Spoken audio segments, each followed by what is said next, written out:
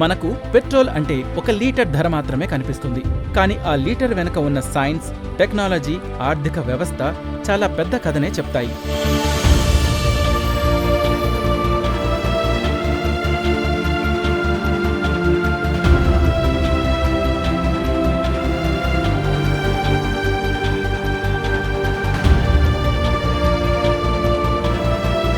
ప్రపంచం మొత్తం చమురు కోసం పోటీ పడుతోంది.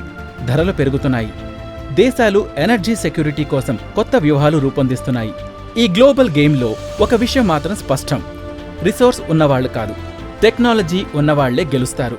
ఎందుకంటే క్రూడ్ ఆయిల్ నేలలో దొరికేది, కానీ దాన్ని విలువైన ఇంధనంగా మార్చే శక్తి విజ్ఞానంలో ఉంది.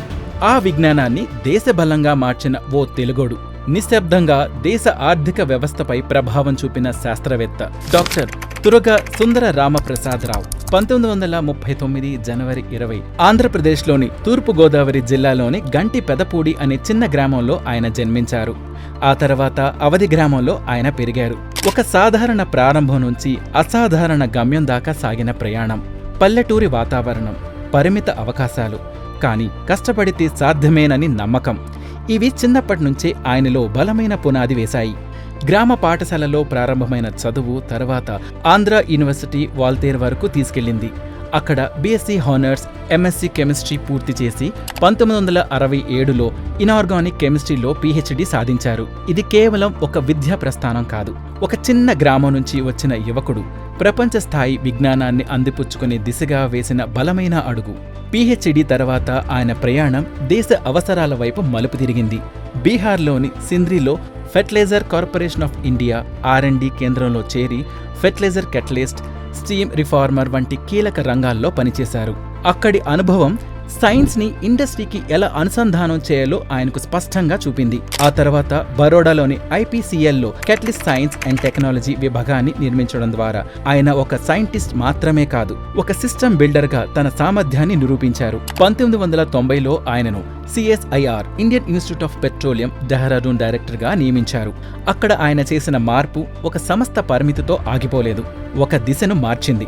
రీసెర్చ్ ల్యాబ్ను ఇండస్ట్రీ డ్రివెన్ ఇన్నోవేషన్ సెంటర్గా మార్చి ల్యాబ్లో జరిగే పరిశోధనను రిఫైనరీలోని పనిచేసే టెక్నాలజీగా మార్చే సంస్కృతిని తీసుకొచ్చారు. అదే సమయంలో భారతదేశం పెట్రోలియం రంగంలో ఓ కీలక సవాల్ను ఎదుర్కొంటోంది.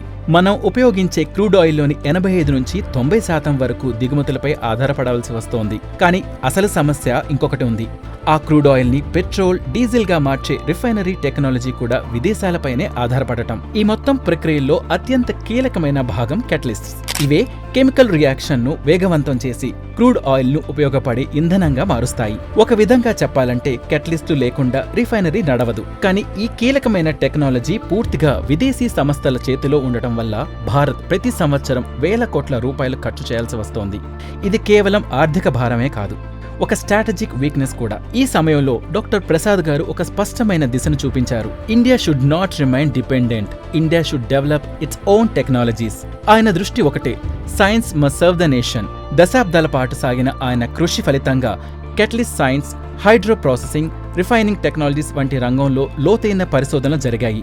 50కి పైగా పేటెంట్స్, 100కి పైగా రీసెర్చ్ పబ్లికేషన్స్ వెలువడ్డాయి. కానీ ఆయన అసలు గొప్పతనం పేపర్స్లో కాదు, ప్లాన్స్లో కనిపించింది. ఆయన అభివృద్ధి చేసిన 10కి పైగా టెక్నాలజీలు నేరుగా ఇండస్ట్రియల్ స్కేల్లో అమలయ్యాయి.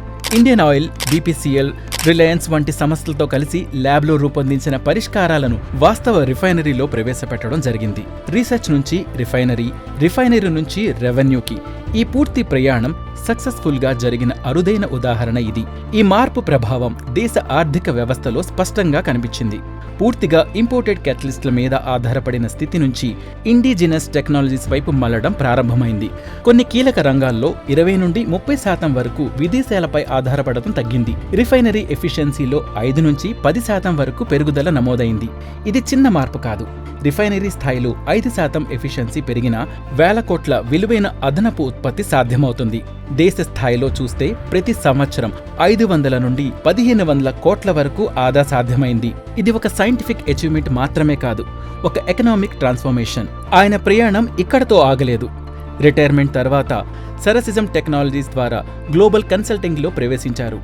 ఆయిల్, గ్యాస్, పెట్రోకెమికల్ రంగాల్లో కీలక సలహాలు అందించారు. హైదరాబాద్లో సైటెక్ పేటెంట్ ఆర్ట్ను కో-ఫండ్ చేసి ఐపీ, పేటెంట్స్, టెక్నాలజీ, ఇంటెలిజెన్స్ రంగాల్లో ఒక గ్లోబల్ స్థాయిలో సంస్థను తీర్చిదిద్దారు.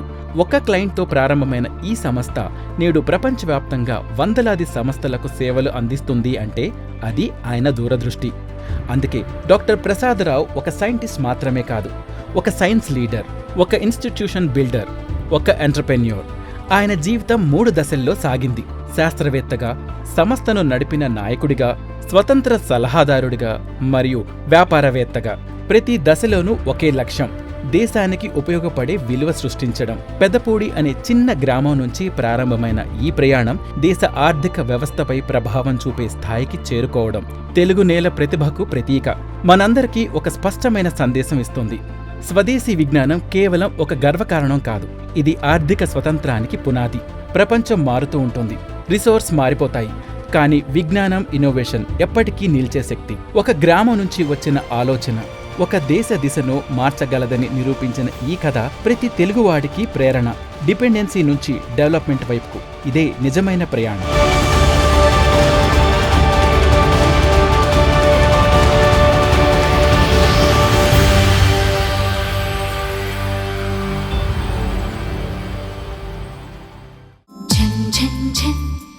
తెలుగు వన్